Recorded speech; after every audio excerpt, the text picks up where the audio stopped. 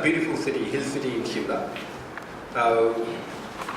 where I was educated when I was young, but somehow I never had that opportunity to visit the kind of prestigious institute where the conference was organized.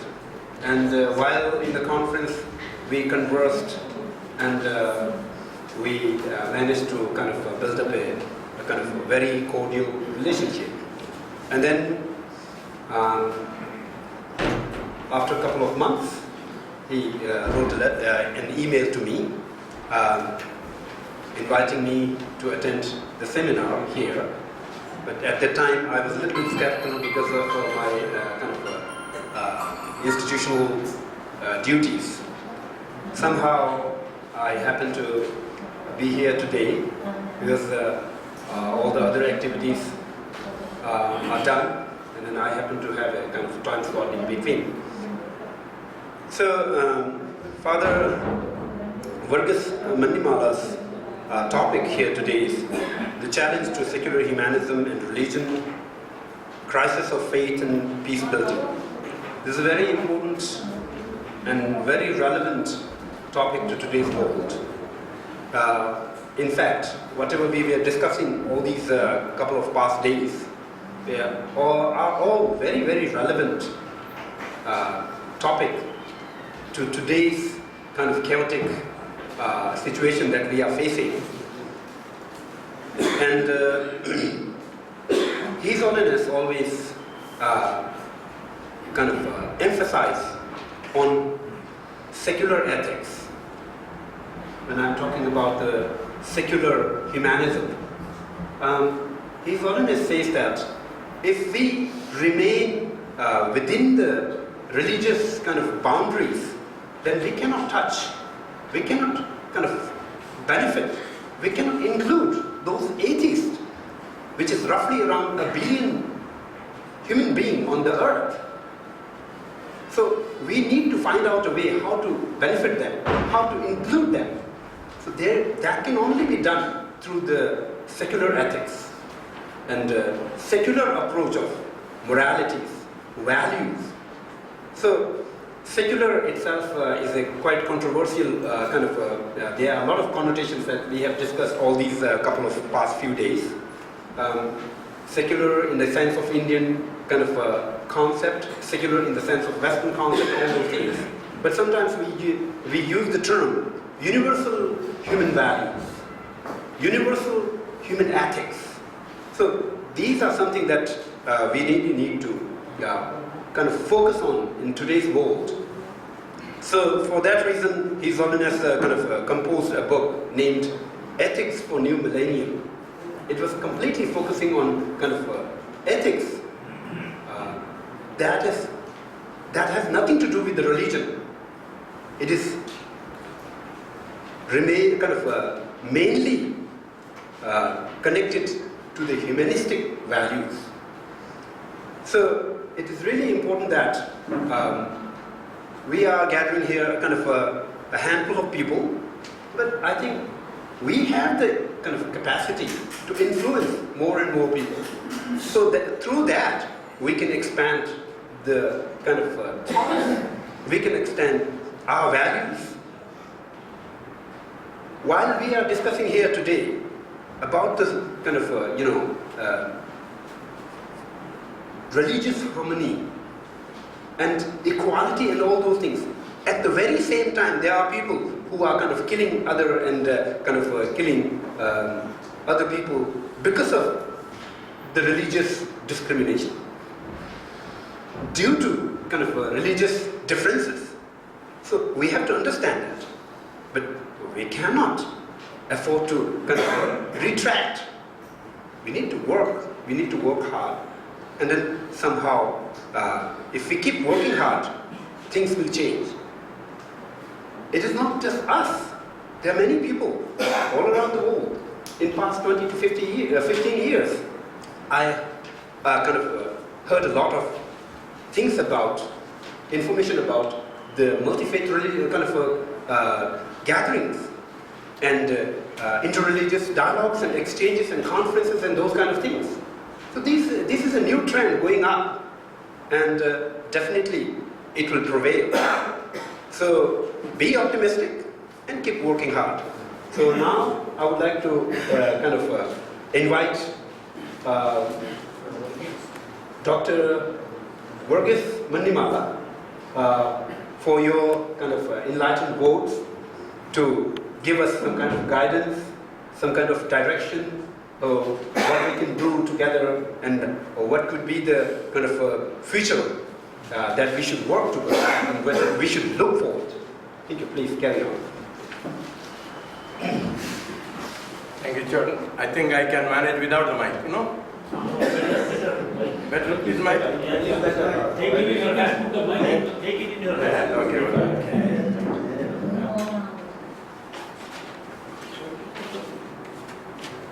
So, dear friends, when we thought about this paper, this seminar, I was hesitant what to present. Then I thought it may be good to present something under this title, The Challenge to Secular Humanism and Religions Today. And which I see also, I call it as crisis of faith. Faith both on the part of religions as well as on the part of ideologies. And then I also want to project something of what my guru and friend Raymond Panikkar spoke about, cultural disarmament for peace. So I thought, bringing these two ideas together may be helpful. This is why I attempted at it. And you are the best critics to say whether I succeed or not. Thank you. So now, as we look towards, look at the world, there seems to be a tremendous challenge that is being offered or faced by religions and also secular humanism. This seems to be the result of the failure of religions, according to me, as well as ideologies, to live up to the high ideals that they have set for themselves. There is also a failure of authenticity and commitment. At times there seems to be an attitude of negation and escapism in order to avoid responsibility and unwillingness to accept the failure.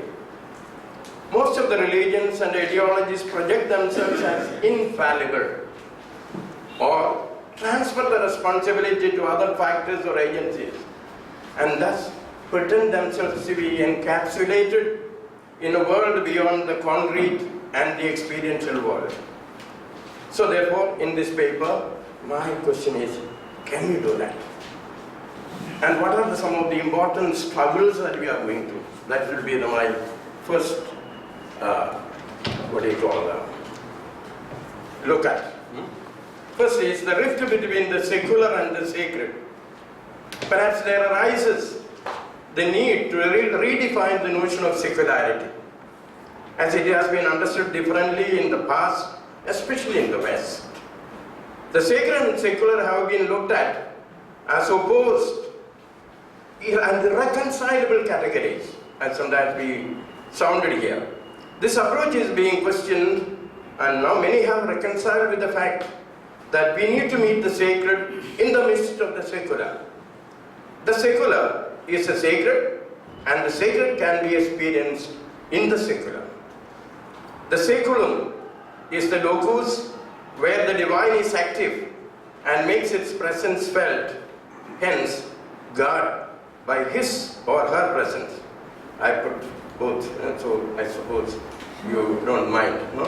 And to tell you a kind of my experience in the US, during the Mass I used to sometimes say, God our Father and Mother, And one day, it was a cathedral parish, and one day after my concelebration with the bishop asked me, Father, one question. He respected me very much because he liked it. People spoke about my preaching and all that.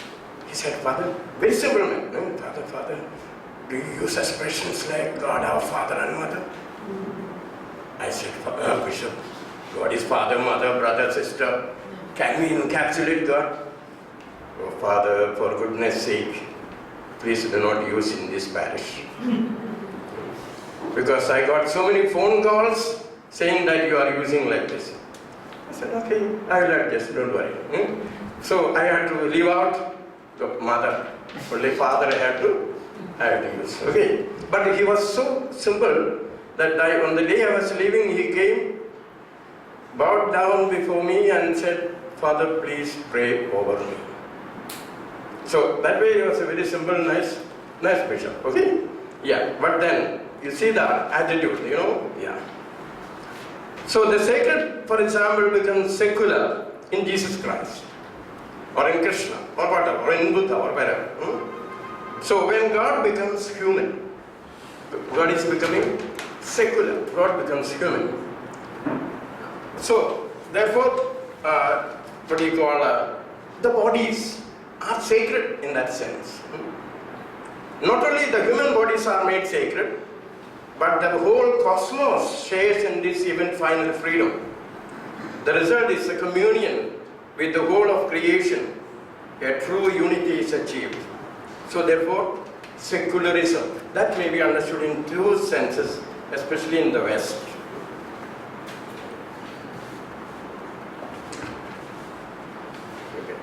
Okay, I'm not putting the whole paper in the PowerPoint. The term secularism we can understand two senses in the West, namely the one in the West and one in the East. In the West it means non-religious, or at least separate from religion.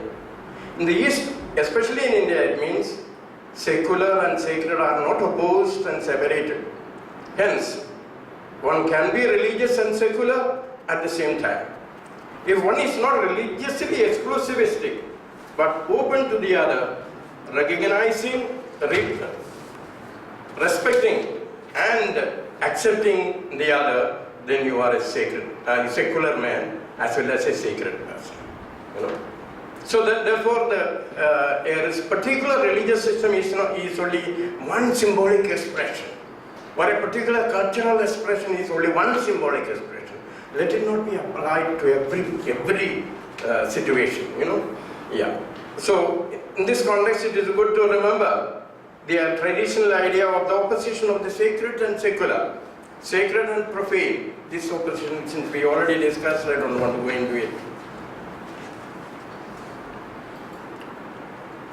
Another important point that I want to address is disparity between faith and life situations. Here, what I would like to discuss is that somehow our faith is not enlightened enough to answer the challenges of the day. There is an age-old understanding of faith which is not sufficiently questioned or updated, so that even the good and the enlightened people find it difficult to cope up with life situations with equanimity. We must remember that dogmatism does not solve the problems of the modern world. Similarly, camouflaging our faith in the ready-made solution of mystery is not a proper solution either. While we may not be able to give rational answer to all the problems of faith, we should not try to evade questions because they are difficult to handle. Quite often that is the problem. Faith has to become enlightened faith. Perhaps too much of institutionalizing of the religion has deprived it of its depth of faith. So like this, I am trying to say that religion has somehow tried to evade the problems. And if that's the case, life situation, religion become unwanted.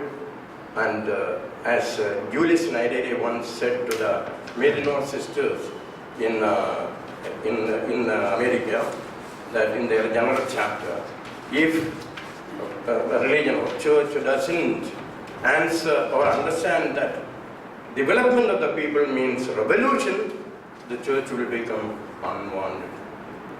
That was what he said. Okay.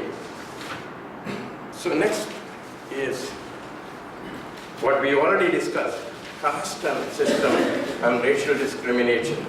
But since we had a beautiful presentation on caste system, I don't want to go into much into it. And what I want to say is that caste system is today exploited by the party politics. since they bang upon the votes of the different castes. The parties are eager to maintain the caste system. That's one of the main reasons why caste system perhaps cannot be got rid of in India. Plus, religions also contribute to maintain it. And that is another tragedy, although we claim to be, all equals and all that. This is the problem. Then, if it is caste system that is, tragical over here, think of the racial discrimination in other places. And even in advanced societies like the US, what is happening? And we are aware of the recent forming of the movements like Black Lives Matter. You see? But the reason why what was the reason? The suppression of the, just young, very young blacks, killing them, and the judicial system supporting it. This is the tragedy that was in the US. So, the next is oppression of the poor and non-identification with them. The oppression of the poor goes on at a space unimaginable, and we, the so-called believers in religion or ideology, either close our eyes to this problem or allow the poor to exist in a situation that is despicable under the pretext that we are incapable of doing anything in this regard. We may be benefactors to the poor, but we do not question injustice that is going on. There is a beautiful incident in the life of Lao Tzu. He was requested by the king to become the judge, which he refused, because he is not fit for that.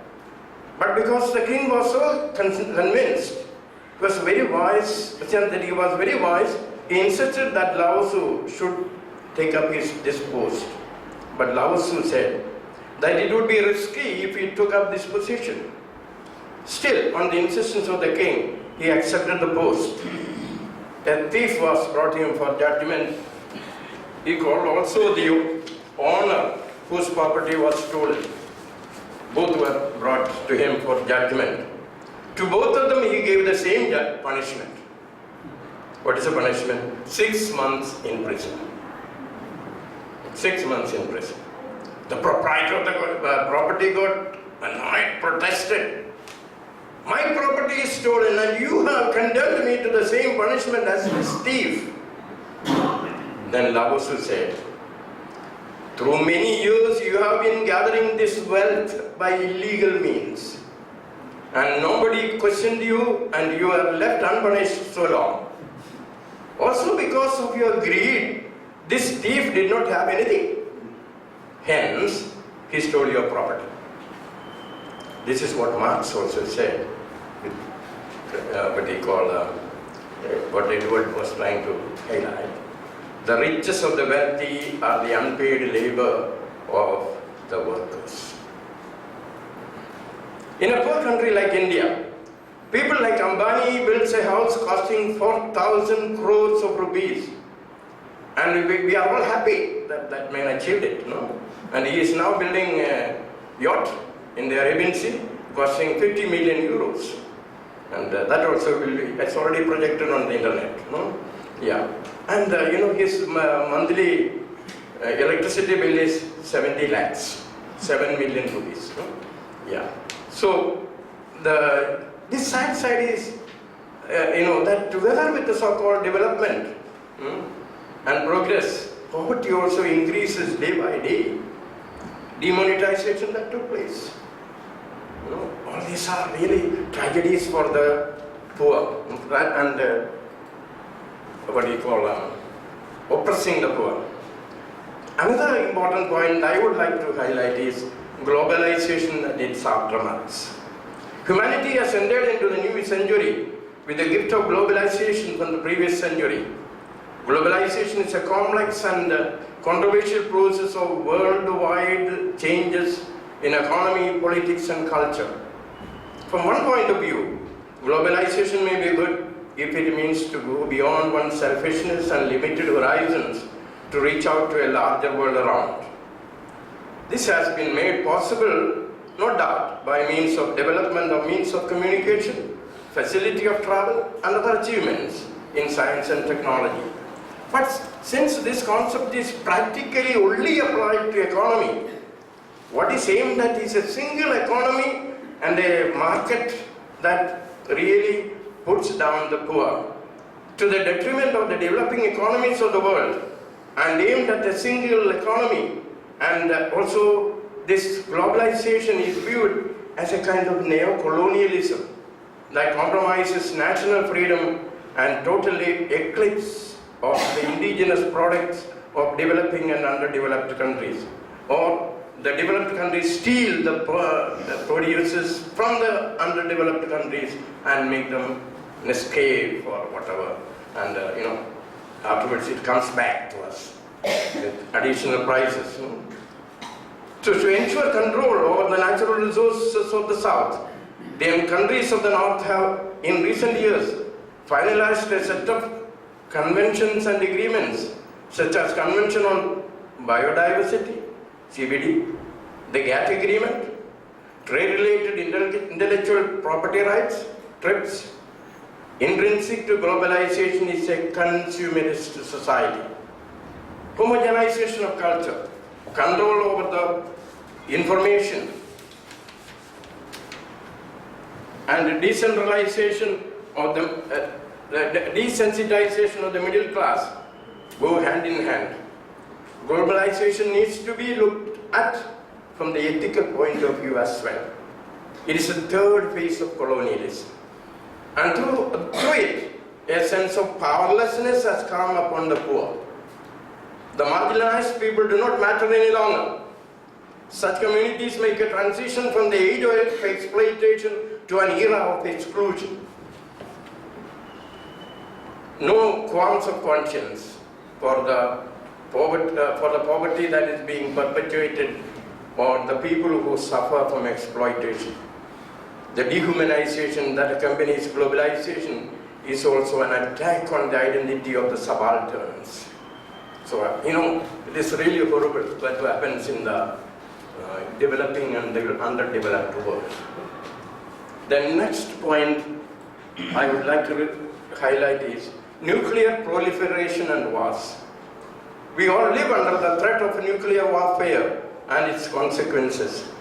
Production of weapons goes on unabated. In some countries like the USA, the main business is production and sale of weapons. Even private individuals can do it. See, in India, private individuals cannot produce weapons, but in the US, private individuals can produce weapons. That country dropped for the first time in history, the atomic bomb over Hiroshima and Nagasaki. And even almost after 72 years, people suffer from the aftermath of this irrational action. And even Obama, after going there, he didn't have the courage to say, I ask pardon for the mistake. What greatness is in asking pardon, not in evading, the responsibility. Then, America alone spends more than 400 billion every year for the maintenance of their military alone. And, later I read a report that America has made an agreement with Saudi Arabia, a small nation, for a $12 billion sale of weapons within 2-3 years. What is it? Is it to feed the poor? These weapons? This is the big question. Yeah. Then, to support unjust governments and for our military dictators, they have no problem. They will be speaking about a democracy. Same thing with USSR also. Yeah. So perhaps the educated people are not responsibly viewing the seriousness of the situation. And let us remember, silence is violence. Let's remember that. There is the need of a tremendous reawakening to this problem. Unless we act now, we may not survive to see the seriousness of the situation and its aftermath. We are not ready to criticize the countries who produce on a massive scale such weapons because they are our benefactors. They are our benefactors. So there is, sometimes you may say, well, you poor or you who suffer, don't worry, you will have a nice place in the kingdom of heaven. Yeah, that kind of an explanation. I think this is the way big tragedy I would, want us to reflect. Next difficulty I find is the struggle is ecological disaster, which we don't address sufficiently. There is a wide recognition of the fact that the world is at the brink of a serious global crisis unless concerted efforts are not made to prevent it.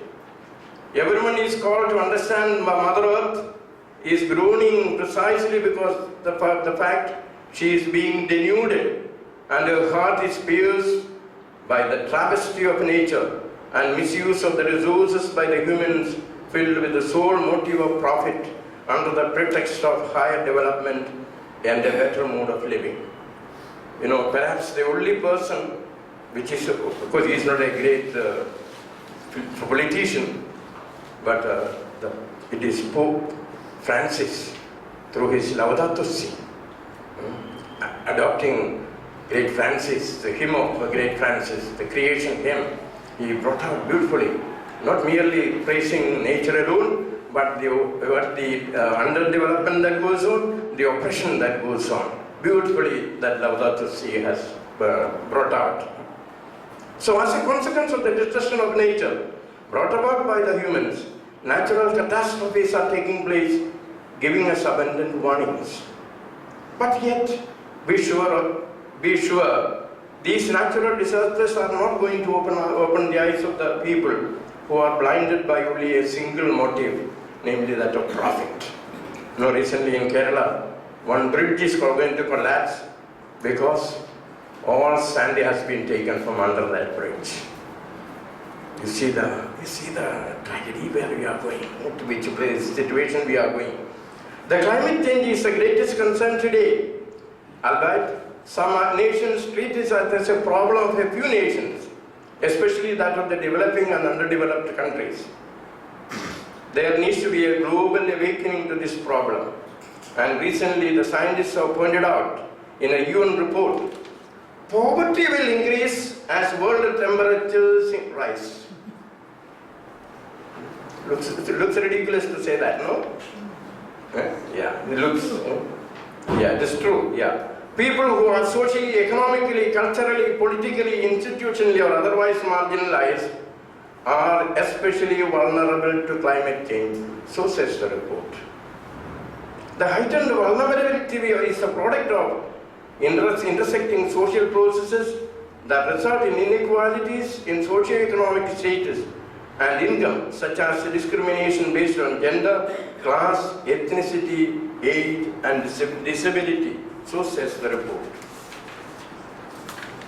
So therefore,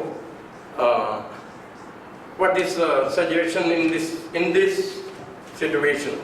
I go back to my friend and guru, Panikar, who used two important terms, ecophilia, and ecosophy. Ecophilia and ecosophy means, ecophilia means friendship with the earth. Ecosophy means the wisdom of the earth. The earth teaches you. It's not that you teach the earth, but the earth teaches you how to deal with nature. That is what we call ecosophy. So, in this context also we need to analyze responsibility. And for that, I have no other better philosopher in the West than Emmanuel Levinas, who speaks about responsibility. So, Emmanuel Levinas, one of the great contemporary philosophers of the West, gives a beautiful formulation regarding the responsibility for the quality of interactions. He holds that life's work consists in proclaiming primacy of ethics. Taking, for example, the norm, thou shalt not kill. He shows that the norm implies, you shall do everything so that the other lives. That's the meaning of thou shalt not kill. Not merely, I don't do any harm. I don't kick him. No, that is not the meaning of the law or the rule, thou shalt not kill. Yeah. So, and also he has a beautiful analysis of the face. As is well known, the image of the face has a predominant place in Levinas philosophy. Face stands for that one you cannot kill. Even after killing, his face will come to you, all the more perhaps, and you will be really, made to struggle to see his face. Yeah. So, it's true, murder takes place, but prohibition against killing renders murder evil. One may kill, but it is universally acknowledged that it is better not to kill. So the moral law that has relevance because of the face of the sufferer remains calling us to responsibility. This perhaps resonates with what Gandhi said once. Whenever you are in doubt, apply the following text. Recall the face of the poorest and the weakest person you have seen, and ask yourself if the step you contemplate is going to be of any use to that person. So therefore, the moral law is asking you to become more responsible. And I also recall the great Nobel Prize winner for peace, Maathai, Dr. Maathai of Kenya. I don't know whether it is pronounced Maathai or Maathai. Yeah, because it is Mathai. Yeah. So, she has a cancer patient. She planted millions of trees in Kenya for the sake of the poor people. For the sake of the Okay, so next with this, I come to, I think if I painted a negative picture, now I would like to paint a positive picture. Not that picture is that positive, but at least, trying to look at what you may call peace building. Peace building is another important task of religions and ideologies. If this mission is not taken seriously, they have no right to exist. This is very challenging and delicate task, but its inevitability is amply clear, because without peace, we cannot survive on this earth. So, Panikka goes on analyzing that peace is a gift. But peace is not given as a gift in the sense of somebody from top giving to you, then peace cannot be peace. Even if you say Almighty is giving peace, it cannot be unless Almighty is really involved in the society, there cannot be peace. So, peace cannot be the gift of a capricious Almighty being, but one who is at home with us, or struggles with us, and then thus, attaining to peace. So the problem of peace is not only political or merely religious or moral. It is much more than that. It is somehow affecting our very existence today, peace. So it may be called the spirit of the gift or whatever, but Panikka calls it is the rhythm of reality. Rhythm of reality. That rhythm, when it is destroyed, then peace is destroyed. It is the rhythm of reality. Modern men seems to have created a fourth world, the artificial world, in which the divine is banished from the earth, the human tamed and domesticated, and the material subdued. If God exists, he or she must be subordinated to the second principle of thermodynamics. If human beings mean to subsist, they must bend the exigencies of technology, and if things would make their appearance, they have to submit their transformation into artificial entities. This represents a mutation of human history. So you see, therefore, you see that peace is very difficult to establish in a very easier manner. It is very difficult. So peace is sometimes like a phantom. It seems to escape us. And I would like to tell you something which perhaps you may not know.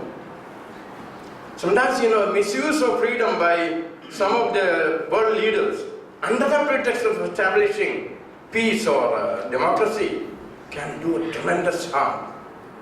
Just before George W. Bush declared war on Iraq, he sought the support of French President Jacques Chirac. And he used a biblical imagery to show that he is declaring a war on Iraq because God has asked him. George W. Bush said to have received a message from God asking him to declare war on Iraq. So you can imagine what a the revelation he received. He even seems to have telephoned to Jacques Chirac, the French president, at midnight, urging France to join the invasion of Iraq, because the world has arrived at the era prefigured by Gog and Magog, two figures in the Bible, signifying the arrival of the great war which all God's enemies would be destroyed and the last days of divine judgment arrive. Mr. Bush seems to have was convinced that this war on Iraq was a prophesied war and tried to convince Chirac. Thank God, poor man was not convinced. The French president was sufficiently disturbed by Bush's statement. He thought he has gone mad, and indeed he is mad. Because, I wrote a drama also in 2012. I called it Modern Hamlet. And Bush is one of the Hamlet, and I'd make him like Macbeth in Shakespeare. And water is brought to him for drinking. He sees it as blood. Then he asks, is it from Afghanistan or from Iraq? Yeah. And then also, like this, for 45 minutes the drama was, experienced spellbound. And so now I believe he is mad. That's why he is also in the hospital now. Yeah. So, and the French president consulted a theologian in Lausanne, Switzerland. And the theologian told him, well, there are two figures like this in Genesis, Ezekiel, and Revelation. Magog is a country where Mag is trying to be, So, yeah, he was so, he kept quiet. Chirac was so, he understood the whole problem. He kept quiet. France and Germany did not join the war in Iraq, whereas stupid England went and joined. And this I am not coining here. You can consult Frontline, volume 29, number 24. You can consult that. Okay. So, what is required if you want really to attain peace? There is no other way. What Greek word we use is metanoia, conversion, real change of heart. The problem of peace is not merely political or moral, it is also a very exclusively religious question as well. So therefore, we need to perhaps go into this peace as a real existential problem. Also, we can maybe think of repentance, what is required. We talk about repentance, change of heart. Okay.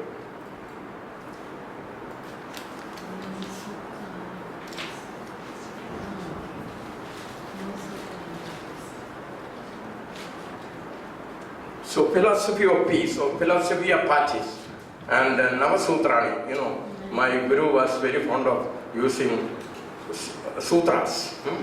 So Navasutras or like that, 7 sutras or 9 sutras like that. So he has 9 sutras for peace. So philosophy of peace. The expression philosophy of Pachis is not intended to merely to evoke philosophical speculation or critical thought on peace. Well, I think I will skip that because we don't have much time for that. So we come to the first sutra. First sutra is that peace is participation in the harmony of the rhythm of being. By the way, I take this from his famous book, cultural disarmament for peace. From there, okay? I depend on that. So peace is a participation in the harmony of the rhythm of being. Peace is not to be visualized as the absence of force or polarities.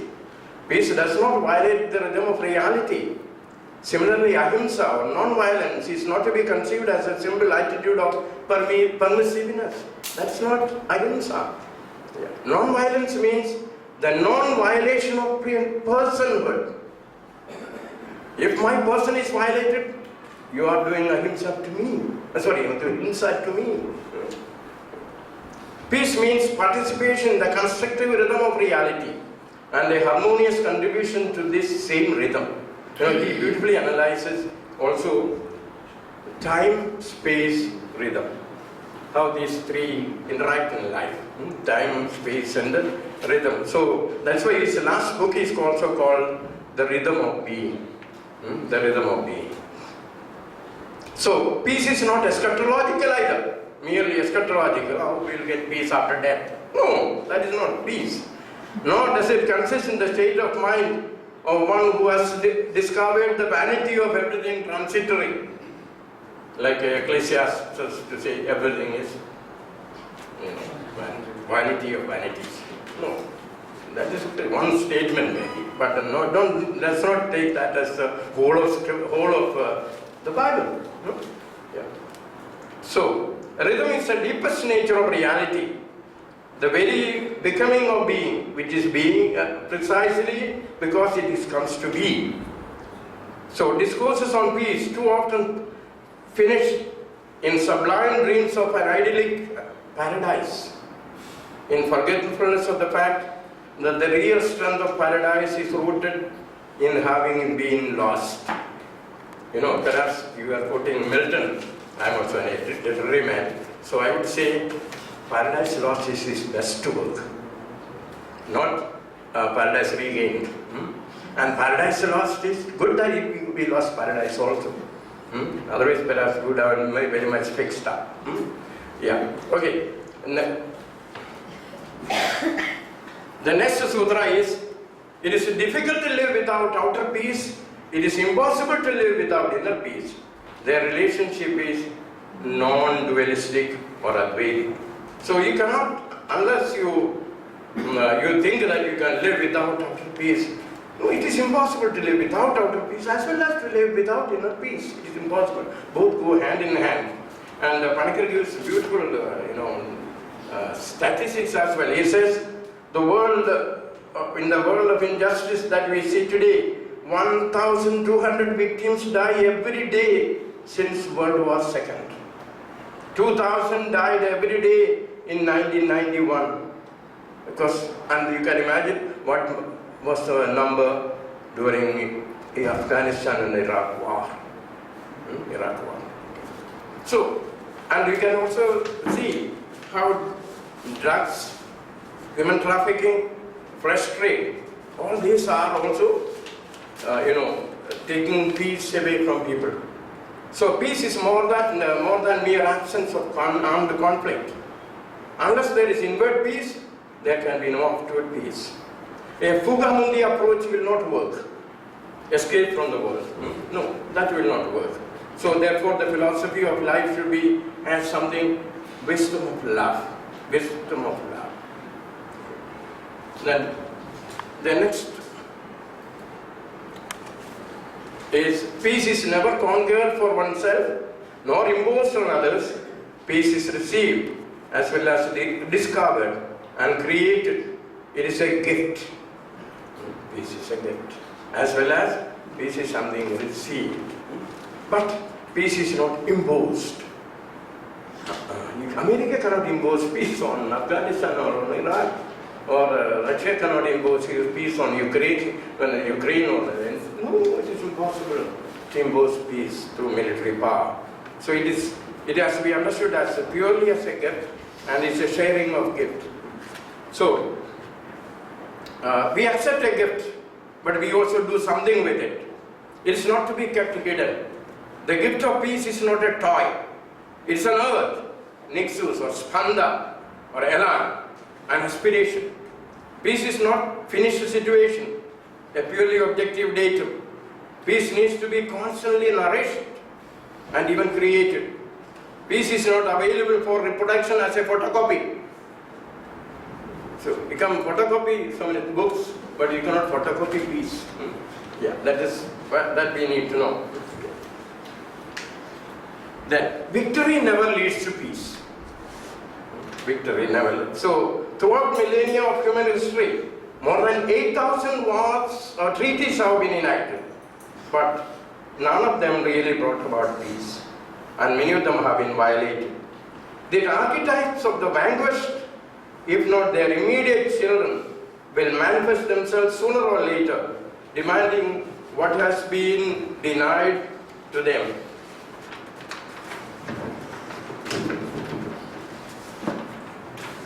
Not a repression of evil, repression of evil cannot bring about lasting peace. That's why Jesus wanted the wheat and the weeds to grow together. Recalling the words of Simone, the Simone way, we could say that peace is a fugitive that has escaped from the victor's camp. Peace is more than simple justice. Peace is far richer than a pact or a contract that were to be a simple pact. A kind of balance that is usually a balance of terror. Peace is not the re-establishment of a shattered order either. It is a new order. So, and therefore Panikar says, if we have lost innocence, it has to be restored. Not restored, it has to be, a new innocence has to be created. You cannot restore innocence.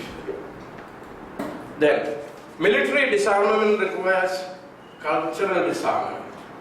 This is his famous, very important statement that unless there is cultural disarmament, military disarmament is useless. Our cultures need to be disarmed before we proceed to suppress weapons. Cultures in general are belligerent and treat others as enemies. Barbarians, mlechas, kafirs, pagans, infidels, and the like. My culture will say, yeah, other is a pagan. The other is a mlecha. Mlecha means a very low caste man who has been despised. A kafir, that is a Muslim term. So this is a usual way. So cultural disarmament is a requirement for peace. It is used to deceive and convince. Cultural disarmament, it is not purely by chance that Western civilization has developed such an arsenal of weapons in quality as well as quantity. There is something inherent in this culture, and that has brought us to this pass. And our country, India, goes and bows down before these mighty nations and buys weapons to build a peace. You think peace will come by that? No, peace will never come. Yes. Then, in isolation, no culture, religion or tradition or ideology can resolve problems of the world. So this is another important thing, that we all depend upon one another. All religions, all ideologies, there is a mutual interdependence. What Panikar would call it is interdependence. Without this interdependence, there is no question of reaching to peace. And therefore, we need to acknowledge pluralism. Then peace pertains essentially to the order of mythos, not to that of logos. Panikar always plays on mythos and logos. Logos is an interpretation. Mythos is something, originally given. This is something given. You cannot create a myth. You cannot create a myth. Okay, you can create, but it's not a real myth. Yeah. So, but myth and logos go together. They are not to be separated. And God is used as a myth. God was once used for the wars, as Bush used as for myth, as myth for war. And they used to say, God is on our side. Gott mit uns. In German they used to say, God is on our side. Peace treaty can be signed very easily in the name of God. But will peace come about? Okay. So religion is a way to peace. having analyzed, we are, what is peace? We can also say that religion has a contribution to make towards peace. I read what Erasmus said. Erasmus, a great philosopher, said, Summa nostre religionis passes to et unanimitas. The culmination of our religion is peace and concord. So almost all religions accept the proposition that their concern is to bring about peace. But is this happening? That is only to be questioned further.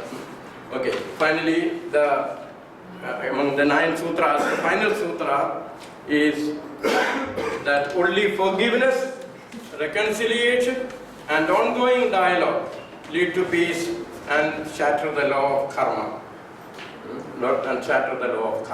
So, he is trying to show, unless you build up on forgiveness, reconciliation, and dialogue, no peace can come about.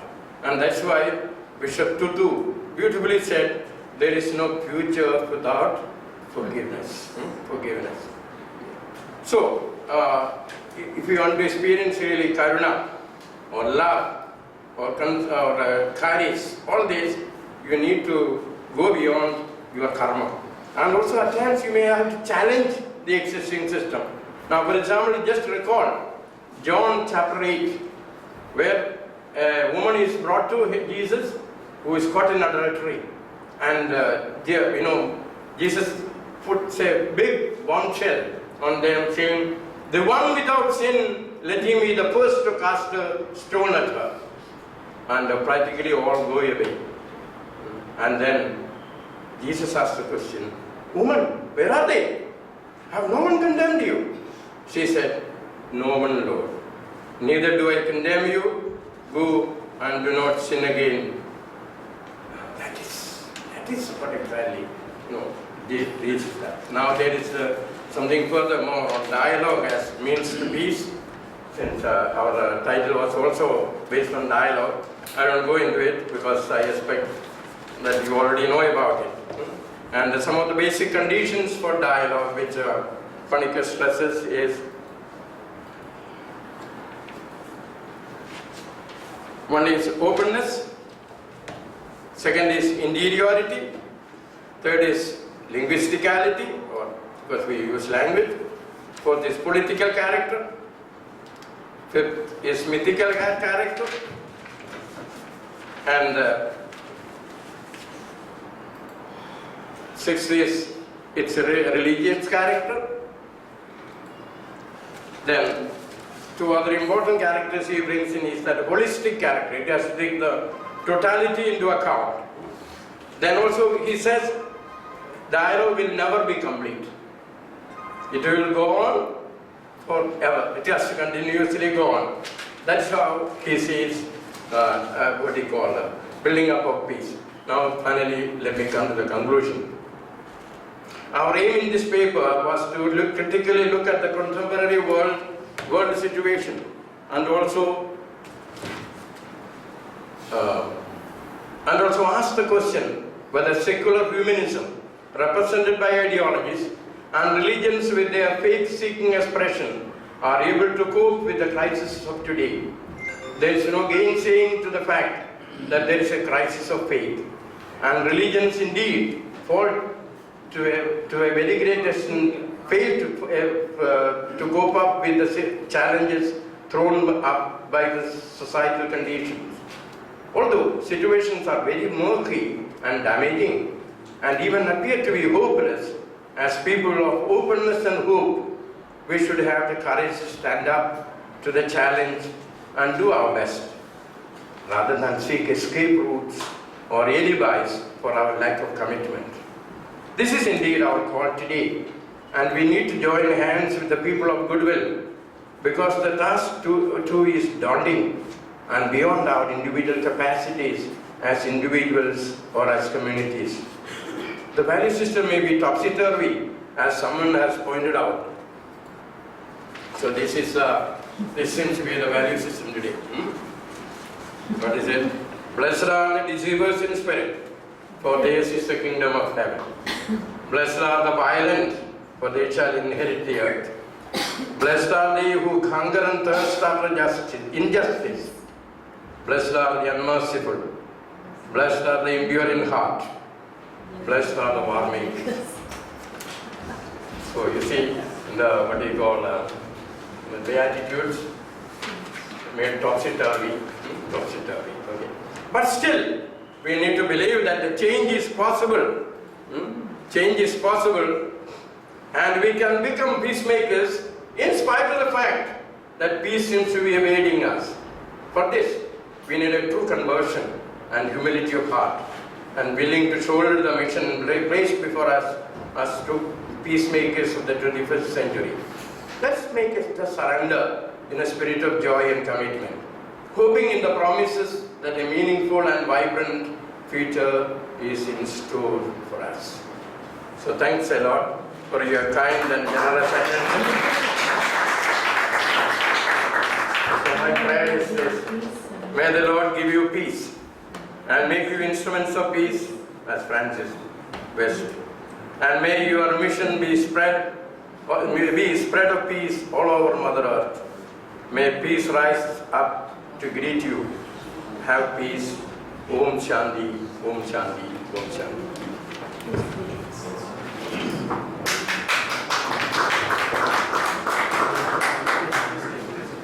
Thank you very much, Dr. Burgess Manimala, for your wonderful presentation. Very informative, very thorough, and well thought, well prepared. You discussed the present and clear challenges of today's world up to the point 8, and from point 8.1 you started discussing about how to solve these problems and what can be done, and the solutions are thoroughly presented, and most importantly you presented the Navasutrani for peace in great detail, one by one. What is peace?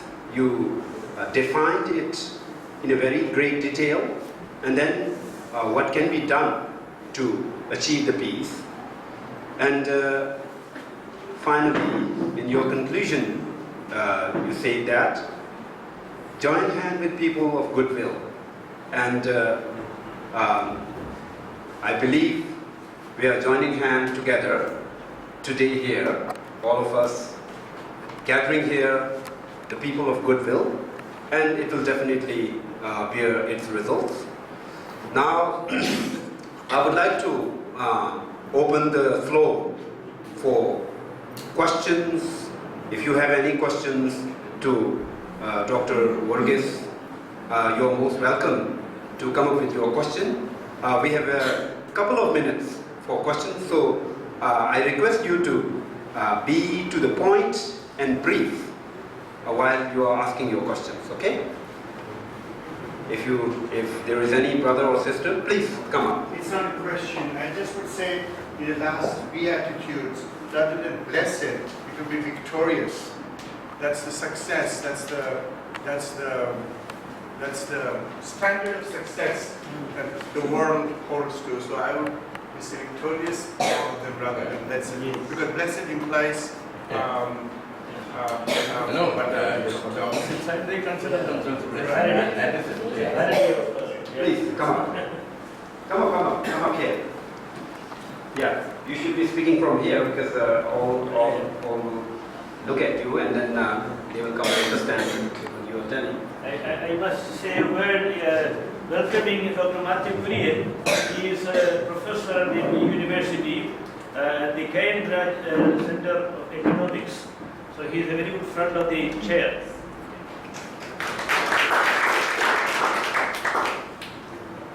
Thanks for the nice welcome of Reverend Father K.M. Jones. Reverend Father Varghese Manimala deserves appreciation for giving such a multi-dimensional social and theological presentation of the issue of our times. When I was listening to you, I was listening as a social science student. So from that perspective, two things came to my mind. One thing, maybe some sort of a illustration which you referred to George Bush. But then in my mind, another person came, Donald Trump. Yesterday we witnessed his oath ceremony, and Bible was an inevitable part of that ceremony. I saw Bible along with that. It's like Lincoln's Bible. It is Lincoln's Bible. But the point is that before emerging to presidency and after that, he openly stated that he is against all non-whites. Not only that, there was a good thing which was done by Obama in bringing health, at least for some health measures for the poor people. And he dismantled that. So what an irony, what a paradox. Yeah, so it is a religious paradox also, I do think. Then a second thing which I want to bring to, I am a social science student. I am very much passionate in reading Karl Polanyi. And he, in brief, he refers to pre-capitalism, old capitalism and new capitalism. In pre-capitalism, the economy was embedded in society. So social rules governed economic activities. In old capitalism, economy was disembedded through market. Now the irony is that you refer to globalization. We are in the new capitalist phase of globalization. In that phase, what I do witness. You see, economy is encroaching into the terrain of society in total, including religion.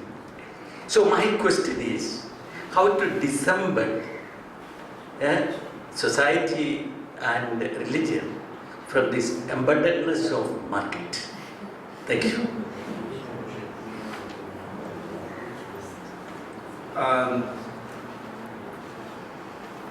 I'm willing to take two more questions. If we have any friends willing to ask questions, you're most welcome. If you have no question, that means you all understand everything completely and thoroughly, and you have no doubts. That's very good. I always appreciate that. And if you have questions, it's very good to ask now, because the only good thing about the question is you ask it and clarify it. That is the only good thing about the questions and doubts. So it's really good to come up. So we have two gentlemen here. Please come forward. You come forward, and then next will be the... It's only a very good with my voice. So it's only a clarification. You said with regard to your globalization, we have entered into the ethical phase, and it is the third phase of colonialism. I would like some clarification on that concept. What is this ethical dimension, and why do you call it this is the third phase of colonialism? And as answering that, I would be grateful if you could tell us what would be the alternative. Individualism doesn't work, regionalism is not sufficient, nationalism even now is making even more havoc. So we need the local and the global, and we cannot deny one or the other. So what would be your suggestions from making it a positive energy? Okay, so we are taking the second question now. Please come up.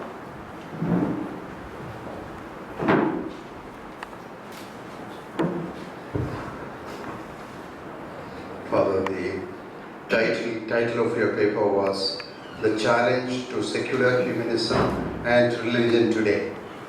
Do you consider religion as a challenge to secular humanism? Because more people have been killed in world history in the name of religion and by religion than by politics or anything else. In that case, is not religion an enemy to secular humanism? So, all the questions are very good. Now I'm willing to take 2 more questions.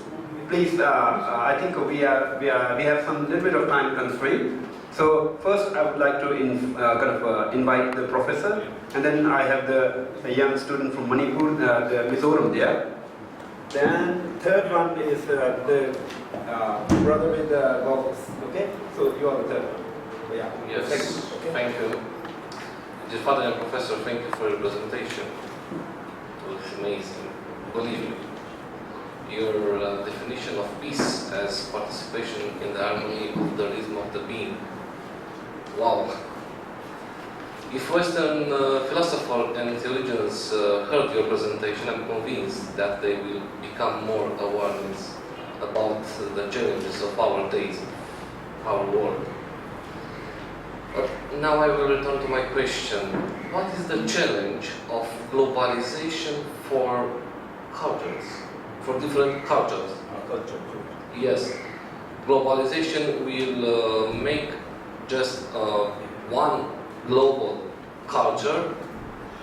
This is my question. Thank you. So, the young guy from Mizoram, I'm sorry I cannot recall your name. Okay, my name is Zodin Sama. Zodin Sama from Mizoram. I'm doing right now Master of Theology in FFRS with the guidance of Father Dr. Ganjers. And we had a discussion with the Father yesterday evening about philosophy and even Panikar. I have a little knowledge about Panikar because I wrote thesis on cosmotheism of Panikar in my BD studies. And my question is, cosmotheism, I'm talking about cosmotheism. I know what is related to cosmotheism, I think. And the relatedness of 3 realities, cosmos, human being, and also God. To me, it's a cause-effect relation. Causal relation is taking place in these realities, the interrelationship of these 3 realities. So my question is that how far it could be a dialogue or a peaceful peace in the framework of causal relation. Whether peace can be taken place in the framework of cause. I believe in a synthetic a priori, Immanuel Kant. So far as it is, we believe in cause, I think it's a little bit difficult to take place of this. Okay, now I request the father to answer those questions. Yeah, I think I have no answer for most of the questions.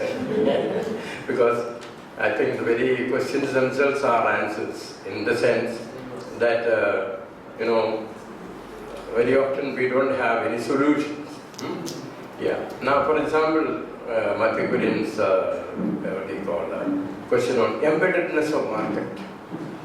Market has simply entered into every sphere of life, including religion. Religion has become also part of market now. And especially, I don't want to, so how will you get out of it? The only way is, according to me, to form people of goodwill, people who can struggle against them. This will be a very small group. And I know of some people, for example, in Australia, there is a village where, people of all religions live together with simple, facilities. That kind of, will that be successful? I don't know.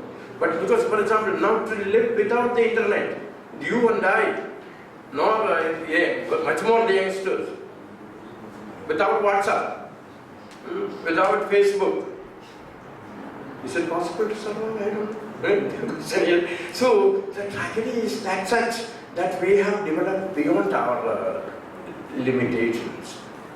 That's the problem. And so, and if you want to struggle against the market, it's only through some local struggles. Your global struggle will not take place in this regard. This is my humble opinion. Then with Nandikara's question, I think if I have to put, there is political colonialism, there is religious colonialism. Now there is a third phase of colonialism through the market and through so-called globalization. Now, what is the solution again? The only solution is a local solution. How will you apply this? How will you control globalization? You cannot control globalization today. It has reached such, just gone to such an extent. And there are people who are very powerful people who are all the time singing the praises of this. And let me tell you, whenever I speak against globalization, with all respect to the European people, they protest vigorously.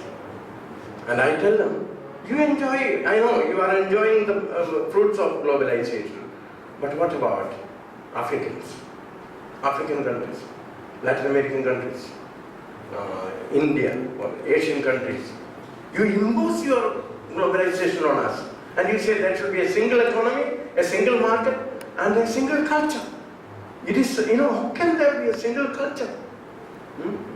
An economic culture that should, be ruling the whole world.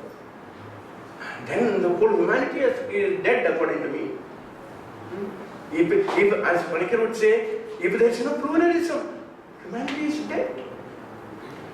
If there is only one single religion, imagine, humanity is, almost perished.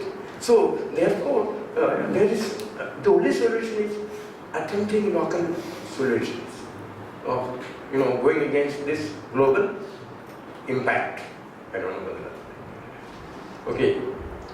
Then religion as a challenge to humanism. I fully agree.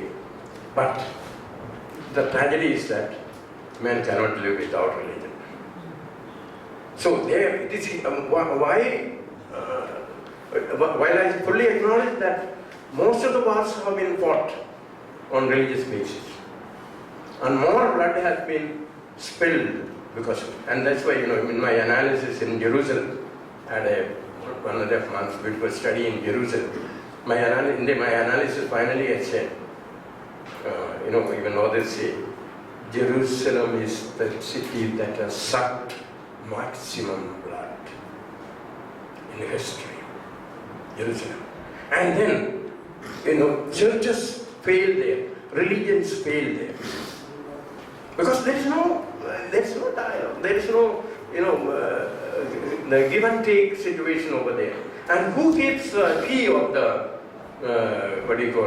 Resurrection Church? Neither the Orthodox nor the Catholic, but a Muslim. A Muslim gives the key of the Church of the Resurrection. So you see, because so that there may not be quarrel between Orthodox and the Catholics and others. No, this is a tragedy where we are. So you see, we don't, religions have failed miserably, churches have failed miserably. So therefore, but at the same time, I have discussed this, the question of inevitability of religion in another article of mine.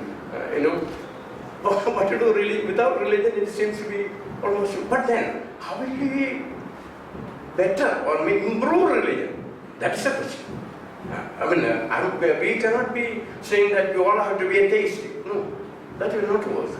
But we need a religion, but a transformed religion. How will we bring about that? That is our task. That's, I would say, our task. Then, Johan's, whether there should be a single culture, I think we already answered that. It is impossible to have a single. Then why should humanity exist? Even for example, this is the greatness of India, for example. India doesn't have a single culture. India has different cultures. And that's the greatness of India. It is not that, for example, Northeast. The culture of North is totally different from South India.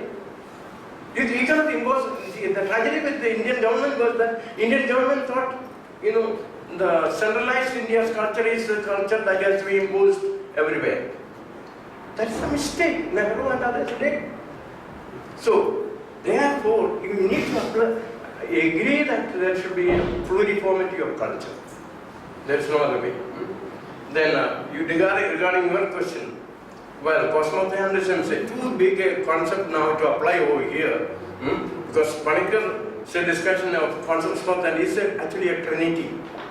The concept of trinity he is modifying in a different way. Namely, he wants to show that cosmos, anthropos, and theos, all these are not separate compartments. All these are somehow continuing. And I don't think also that from here you are going to reach, from cosmos you are reaching to anthropos and then to, no. All these three exist, but in a very, interdependent relation. That is what Panikkar is saying. So, not that, theos is somehow dominating, no? Panikkar's trinity will never be of that sort. Understood, no? So then, what is that? Cause and effect. Panikkar has a lot of comments on this kind of big principles, principle of contradiction, principle of even cause and effect. He said, trying to show that cause and effect has to should not be so much, made so important. Well, cause is slowly transforming into effect, isn't it? If we agree to that, cause is slowly transforming into effect. But they both are not separate. See, they both are not separate. So, separation of cause and effect is the problem. That should not be happening too much. We have made too much of that separation. Matter, spirit, that kind of a separation. That's what Panikkar will slowly attack. Then, who else? That was the last one. That was the last one, okay. Peace in the framework of, okay, that's all. Sure, right now. So, if there are a few more questions, we are going to stop around 1. So, we have a couple of minutes. Okay, now, okay, sure. Then, we are going to stop here. Thank you very much for your kind of well-thought questions. And of course, Father's kind of accurate and insightful answers to all the questions. And thank you very much for your attention and your presence. We hope you can come back in the next session. Thank you.